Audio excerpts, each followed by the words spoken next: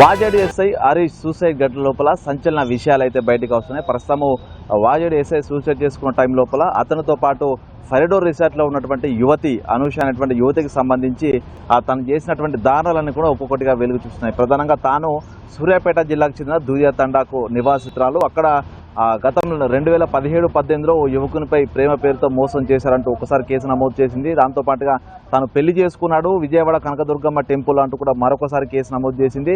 Hayath Nagar PS లోపల తాను వేధింపులకు గురి చేస్తున్నాడు, తను చంపుతానంటూ బెదిరిస్తున్నాడు, ఫోన్లో మెసేజ్ చేస్తున్నట్టు కూడా మరొకసారి 3 సార్లు ఒకే వ్యక్తిపై శివ అనేటువంటి వ్యక్తిపై కేసు నమోదు చేసి వేధింపులకు గురి చేసి దాని దగ్గర 5 లక్షల పైగా డిమాండ్ చేసినట్టుగా తెలుస్తుంది. అయితే ప్రధానంగా ఆ కేసులకు సంబంధించి ఇంకా కోర్టు లోపల కేసు కంటిన్యూ అవుతుంది. ఇక 2018-19 సంవత్సరంలో తిరిగి సూర్యాపేటకు చెందినటువంటి మరొక కుటుంబం విజయ్ అనేటువంటి కుటుంబ సభ్యులపై అందరిపై కేసు నమోదు చేసి తనను లైంగికంగా వేధించారంటూ కేసు నమోదు చేయడంతో పాటుగా తనను చంపాలని చూస్తున్నారంటూ కూడా మరొకసారి చిలుకూరు పిఎస్ లోపల ఆమె కేసు నమోదు చేయించింది. ఆ కుటుంబ సభ్యులు దాదాపు 7 కుటుంబ సభ్యులను కూడా వేధింపులకు గురిచేసింది. అందులో చదువుకునేటువంటి మైనర్ పిల్లలతో సహా కుటుంబ సభ్యులందరి పేరు మీద తాను వేధించారంటూ కూడా వాళ్ళెవరో తెలియకున్నా కూడా కేసులు నమోదు చేసి వాళ్ళను కూడా వేధింపులకు గురి చేసినట్లుగా కూడా తెలుస్తుంది. ప్రధానంగా ఈ 2 కేసులు అటు శివ అనే వ్యక్తి, విజయ్ అనే వ్యక్తి తన కుటుంబంపై కూడా పూర్తిగా కేసులు నమోదు చేసింది. ఇక విజయ్తో పాటు విజయ్ తన చెప్తే వినట్లేదు, లొంగట్లేనటువంటి ఉద్దేశంతో విజయ్ స్నేహితులు తనతో ఉండేటువంటి వాళ్ళందరి నెంబర్లు, వాళ్ళ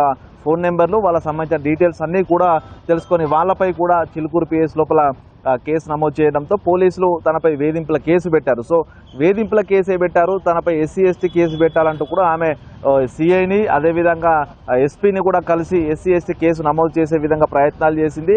పోలీసులు అందులో గ్రౌండ్స్ లేవని చెప్పినప్పుడు కూడా తను ప్రైవేట్ పిటిషన్ కూడా కోర్టులో మూవ్ చేసి వాళ్ళపై SC/ST కేసు నమోదు చేసే విధంగా చేసి వాళ్ళందరినీ కూడా ఇబ్బంది పెట్టినటువంటి ఘటన తాజాగా బయటకైతే వస్తున్నాయి. ఇక ప్రధానంగా తాను విజయ్ అనేటువంటి వ్యక్తిపై కేసులు పెట్టి వేయిస్తున్న క్రమం లోపల విజయ్కి భార్యతో పాటు పిల్లలు కూడా ఉన్నారు. సో తనకు మెసేజ్ చేస్తూ తన కులం పేరుతో దూషిస్తున్నాడు, తను పెళ్లి చేసుకుంటానని మాయమాటలు చెప్పి మోసం చేశారంటూ కూడా తాను కేసు నమోదు చేయడంతో ఆ కేసు పోలీసుల ఎంక్వైరీ లోపల కూడా అసలు అవన్నీ ఫ్రాడ్ అంటూ కూడా తెలిసింది. దాంతోపాటుగా కోర్టు లోపల ఈ వాదోపాదాలు జరుగుతున్న క్రమం లోపల తన మెంటల్ ఇల్నెస్ తో ఉంది, తన మానసిక పరిస్థితి సరిగా లేదంటూ కూడా మేజిస్ట్రేట్ గుర్తించి తనని మెంటల్ హాస్పిటల్లో జాయిన్ చేయాలంటూ కూడా చెప్పారు. దీంతో ఆమెను నవంబర్ 2023 జనవరి లోపల మెంటల్ హాస్పిటల్ కూడా తీసుకెళ్లారు. ఒక టీమ్ ఆఫ్ సైకియాట్రిస్టులు కూడా ఆమెను పరిశీలించిన తర్వాత మార్చ్ 2020లో మార్చి 12 మార్చి 2020 లోపల ఆమె ఆసుపత్రిలో జాయిన్ అయింది. 27 మే 2020 దాదాపు 2 నెలల పైగా ఆసుపత్రిలో ఉంది. అక్కడ తనను ఎవాల్వ్ చేసిన సైంటిస్టులు అందరూ కూడా సైకియాట్రిస్టులు కూడా తాను క్లినికల్ ఫిజియాలజీ టెస్టులు చేసిన తర్వాత తనకి మిక్స్డ్ పర్సనాలిటీ డిజార్డర్ అనేటువంటి ఒక జబ్బు ఉంది. దాంతో ఆమె మెంటల్ ఇల్నెస్ ఎప్పుడు ఏ విధంగా ఉంటుందో తెలియదు, తాను విపరీతంగా ప్రవర్తిస్తూ ఉంటుందనేటువంటి ఒక అంశాన్ని కూడా వాళ్ళు టీమ్ ఆఫ్ డాక్టర్స్ కూడా ఎర్రగడ్డ సంబంధించిన ఆసుపత్రి వంటి వైద్యులు కూడా ఈ యొక్క రిపోర్టును కోర్టు కూడా సబ్మిట్ చేశారు. అంటే తాను చిన్నప్పటి నుంచి కూడా తాను చదువుకుంటున్నప్పటి వయసు నుంచి కూడా తనకు సంబంధించి కొంతమంది వ్యక్తులను టార్గెట్ చేయడము, వాళ్ళకు సంబంధించినటువంటి మొబైల్ నెంబర్లు, వాళ్ళ డీటెయిల్స్ అన్నీ కూడా వాళ్ళకి తెలియకుండా పక్క వారి దగ్గర తీసుకోవడం, వాళ్ళకి తిరిగి మెసేజ్లు పెట్టడం. మొదటగా మెసేజ్లతో తాను ట్రాప్ స్టార్ట్ చేస్తుంది, మెసేజ్లతో హాయ్ అని మెసేజ్ పెట్టడం మొదలైనటువంటి తన ట్రాప్ పూర్తిగా వాళ్ళతో ఫ్రెండ్షిప్ పెంచుకొని ఆ తర్వాత వాళ్ళకు మెసేజ్లు పెడుతుంది, తానే మెసేజ్లు పెట్టడం జరుగుతుంది, తానే వాళ్ళకు రిప్లై ఇస్తూ జరుగుతుంది. దాదాపు ఆమె దగ్గర 22కు పైగా సిమ్ములు కూడా పోలీసులు గతంలో స్వాధీనం చేసినట్లుగా రిపోర్ట్లు అయితే ఉన్నాయి. సో ఆ సిమ్ల ద్వారా వేరే సిమ్ల ద్వారా తానే ఆ యువకులకు సంబంధించి పేర్లతో ఫీడ్ చేసుకొని వాళ్ళే మెసేజ్ చేస్తున్నారంటూ కూడా ఇది ఒక హై డ్రామా కూడా కొనసాగిస్తున్నట్టు తెలుస్తుంది. అయితే ఈ ఘటనలు చూస్తుంటే అదే సేమ్ ట్రాప్ ఈ యొక్క ఎస్ఐ హరీష్ పై కూడా తాను ప్రయోగించింది. సో ఆ క్రమంలోనే ఎస్ఐ హరీష్కు తాను పరిచయం చేసుకోవడము, సోషల్ మీడియా తనకు సంబంధించిన నెంబర్లు అన్నీ తీసుకోవడము, తాను పెళ్లి కాని యువతిని అంటూ చెప్పడంతో ఎస్ఐ హరీష్ కూడా ట్రాప్లో పడ్డాడు. తనతో కూడా మెసేజ్లు కంటిన్యూ అవుతూనే తనను పెళ్లి చేసుకోవాలంటూ మధ్యలో ఒత్తిడి తీసుకురావడం జరిగింది. అయితే గత కొద్ది రోజుల నుంచి ఆమె ఆగస్టు సెప్టెంబర్లో కూడా వాజేడుకు వచ్చినట్టుగా తెలుస్తుంది. ఆ సమయం లోపల ఎస్ఐ హరీష్కు పెళ్లి చేసుకోవాలంటూ కూడా ఆమె ప్రపోజల్ పెట్టినట్టు తెలుస్తుంది. దాన్ని అప్పుడే హరీష్ సున్నితంగా తిరస్కరించారు. సో ఆ నేపథ్యంలో తాను దాదాపు 2 నెలల పాటు సైలెంట్గా ఉన్నప్పటికీ కూడా ఆ తర్వాత మళ్ళీ తిరిగి హరీష్ సంబంధించినటువంటి తన ఉన్నటువంటి మిత్రవర్గాన్ని తన దగ్గర ఉన్నటువంటి కొంతమంది వ్యక్తుల ఫోన్ నెంబర్లు కూడా ఆమె తీసుకుంది. ఆ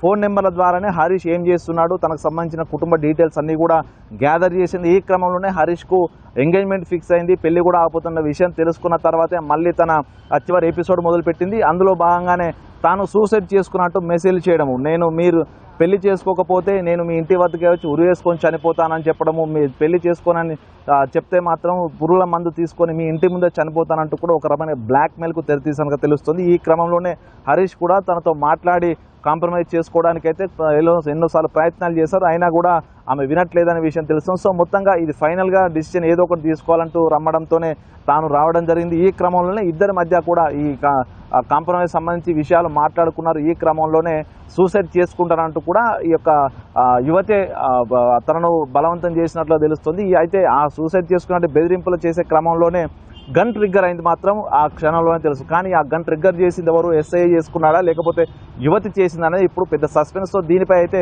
పోలీసులు విచారణ జరుపుతున్నారు. మొత్తానికి ఈ కేసు హనీ ట్రాప్ను మించి కూడా పూర్తిగా యువకులను అదేవిధంగా పెళ్ళైన వాళ్ళను కూడా ఆమె వదలకుండా దాదాపు ఇప్పటికీ 22 మందిని వేధింపులకు గురిచేసి ఎస్సీ ఎస్టీ కేసులు నమోదు చేసింది. కొంతమంది రిమాండ్కు వెళ్ళొచ్చారు, ఇప్పటికి కూడా కేసులు కూడా పెండింగ్. అంటే దీన్ని బట్టి చూస్తే ఈ యువతి ప్రధానంగా టార్గెట్లను ఎంచుకోవడము, వాళ్ళను ప్రేమ పేరుతో దగ్గర కావడం, మొదటగా స్నేహం పేరుతో దగ్గర అవ్వడం, తర్వాత ప్రేమ పేరుతో దగ్గర కావడం, పెళ్లి చేసుకోవాలంటూ వేధింపులకు గురి చేయడము, ఆ తర్వాత తన అసలు రూపం ప్రతాపం చూపించడం. సో ఇదంతా కూడా ఒక సీరియల్ కిల్లర్ లాగా ఒక సైకోయిజంని తను చూపిస్తున్నటువంటి చర్చ కూడా జరుగుతుంది. ప్రధానంగా పోలీసుల ఎంక్వైరీ కూడా ఇదే విస్తుపోయేటువంటి విషయాలన్నీ కూడా బయటపడుతున్నాయి. ఇక తనకు సంబంధించి దాదాపు ఈ కేసులు పెట్టిన వాళ్ళందరిపై కూడా ఒకానొక సమయంలో వేధింపుల కేసులు పెట్టడం, మరొక సమయం లోపల ప్రేమ పేరుతో మోసం చేశాడని కేసులు పెట్టడం, మరొకసారి పెళ్లి చేసుకున్నాడు తీసుకువెళ్ళట్లేదని చెప్పి కేసు, ఇలా మల్టిపుల్ డిజార్డర్ ఉన్నటువంటి తన యొక్క వ్యక్తిత్వాన్ని, తన యొక్క మానసిక స్థితిని బట్టి ఆమె వేరువేరు సంఘటనల లోపల, వేరువేరు సందర్భాల లోపల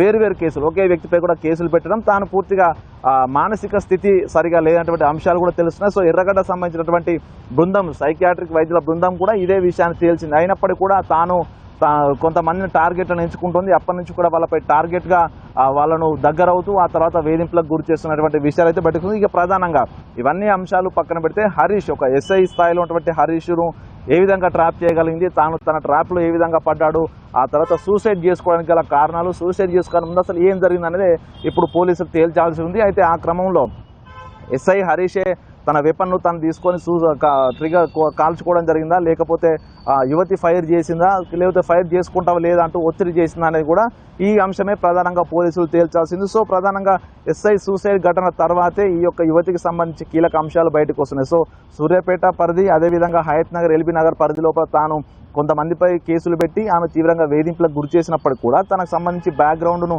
అక్కడ ఉన్నటువంటి అధికారులు స్టడీ చేయకపోవడంతో తాను మరొక వ్యక్తిని కూడా ట్రాప్ చేయడం, హరీష్ను ఈ రోజున సూసైడ్ చేసుకోవడానికి గల ప్రధాన కారణం కావడం జరిగింది. సో ముందే పోలీసులు కనుక దీనిపై సీరియస్ యాక్షన్ తీసుకొని ఉంటే ప్రధానంగా ఈ హరీష్ అనేటువంటి ఎస్ఐ కూడా సూసైడ్ చేసుకునే ఘటన వరకు రాకుండా పోయింది. ఇక ప్రస్తుతం ఈ యొక్క అనుషకు సంబంధించిన కుటుంబ సభ్యులు కూడా తాను కుటుంబానికి సంబంధం లేదు, తాను ఎక్కడ వెళ్ళినా మా సంబంధం లేదో చెప్తున్నారంటే కూడా ఆ యొక్క యువతి పెట్టినటువంటి బాధలు, యువతి ఇతరులను వేధించినటువంటి ఘటనలు చూస్తే కుటుంబ సభ్యులు కూడా ఆమెను, తనకు సొంత అన్నదమ్ములు కూడా ఉన్నారు, కుటుంబ తల్లిదండ్రులు కూడా ఉన్నారు, సో వాళ్ళు కూడా ఆమెను అవసరం లేదని చెప్పారంటే కూడా తాను ఎంతగా ప్రజల్ని వేధించడానికి గురి చేస్తుందో అర్థం చేసుకోవచ్చు. ఏదేమైనా కూడా ఈ ఘటనలో ప్రస్తుతం ఆ యువతిని పోలీస్ ఎస్కార్ట్ ద్వారా తన ఇంటి దగ్గర దిగబెట్టి వచ్చారని కూడా చెప్తున్నారు. ప్రస్తుతం ఆమెను అదుపులోకి తీసుకొని పూర్తి స్థాయి విచారణ జరుగుతూనే తన బాధితులు ఎంతమంది ఉన్నారనే విషయాలు కూడా బయటకు వస్తాయి. ఎందుకంటే గత 2017 నుంచి ఆమె ఈ యొక్క ఎపిసోడ్ మొదలుపెట్టింది. అక్కడ నుంచి పెళ్లి కాని యువకులను, పెళ్ళైనటువంటి వ్యక్తులను కూడా వేధింపులకు గురి చేస్తూ వస్తున్న క్రమం లోపల ఓ ఎస్ఐ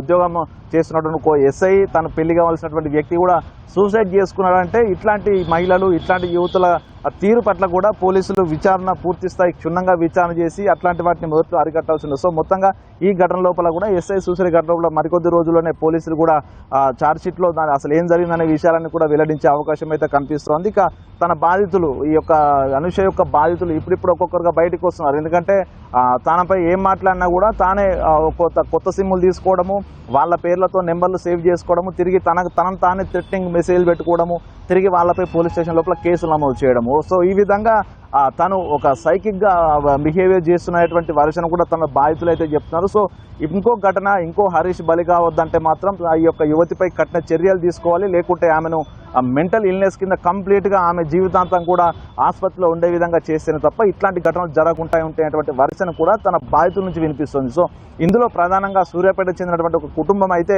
దాదాపు 6 నెలల పాటు కూడా ఊర్లో లేకుండా కనిపించకుండా బిక్కుబిక్కుమంటూ గడపాల్సిన పరిస్థితి. అంటే ఆ స్థాయి లోపల ఆమె వేధింపులని కూడా చెప్తున్నారు. అయితే గతంలో తన బాధితులు కూడా సూసైడ్ చేసుకోబోయేటువంటి పరిస్థితులు వచ్చినా కూడా కుటుంబ సభ్యుల అందరితో చర్చ చెప్పడంతో వాళ్ళంతా కూడా ప్రస్తుతం సూసైడ్ వరకు కూడా పోలేదు. అంటే ఈసారి హరీష్ ఒంటరిగా ఉండడము, తాను పెళ్లి కాకుండా ఉండడం, తన ఒక బాధ్యతమైన ఉద్యోగంలో ఉండడంతోనే తాను ఇన్ని రోజులు భరించి తప్పించుకోలేని పరిస్థితి లోపల తన నుంచి బయటపడే విధి దారి లేకనే సూసైడ్ కూడా చేసుకోవచ్చు. సో ఇది ఘటనలను కూడా పూర్తిగా యువతికి సంబంధించినటువంటి ఎంతమందిని ట్రాప్ చేసి ఉంటుంది, ఎంతమంది తనకు బలై ఉన్నారనే దానిపై అన్ని విషయాలు కూడా బయటికి తేవాలి. ప్రతి ఒక్కటి ఎంక్వైరీ చేయాలి. తనను అసలు పూర్తిగా హాస్పిటల్కు పరిమితం చేస్తేనే తప్ప మరొకసారి ఇలాంటి ఘటనలు జరగవంటూ కూడా ప్రస్తుతం తన బాధితులంతా కూడా వరుసపడుతున్న పరిస్థితి కనిపిస్తుంది. సో మొత్తంగా ఓవరాల్గా వాజేడు పోలీసులు ఈ ఎంక్వైరీ లోపల ఏం తేల్చబోతున్నారు, ఆ యువతికి సంబంధించి అరెస్ట్ చేస్తారా, పూర్తిగా తానను ఆసుపత్రిలో జాయిన్ చేసి ఇట్లాంటి ఘటన మరొకటి జరగకుండా చూస్తారని కూడా చూడాలి. మొత్తంగా ఇట్లాంటి యువతుల ఘటన ప్రస్తుతం ఉన్నటువంటి యువత కావచ్చు, సోషల్ మీడియాకు అడిక్ట్ అయిన ప్రతి ఒక్కరు కూడా